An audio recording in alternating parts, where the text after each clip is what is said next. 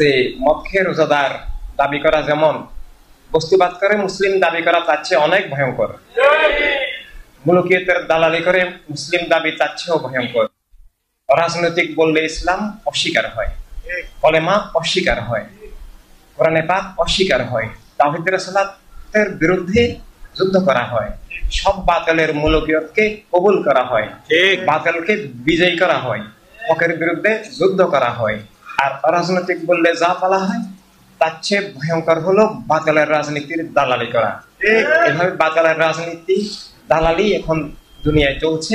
এটা ভোট দেওয়ার মাধ্যমে হয়, ভোট না দিয়েও হয়।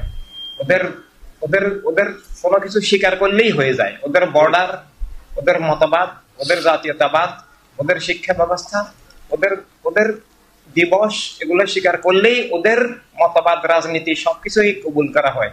আর বাতিলকে কবুল করে হকের দাবি করা, এটা একটা প্রহসন ছাড়া, নাটক ছাড়া, ধোঁকা ছাড়া কিছুই নয়। এইভাবে মানব সত্তার এখন বিলুপ্তি। আমি মানুষ, জীবনের এই সত্যটুকু এখন নাই। আমি মুমিন, আমি মুসলিম, আমি ইমানদার, একই বিষয়ের বিভিন্ন শাব্দিক প্রকাশ, এগুলো এখন কিছুই নাই।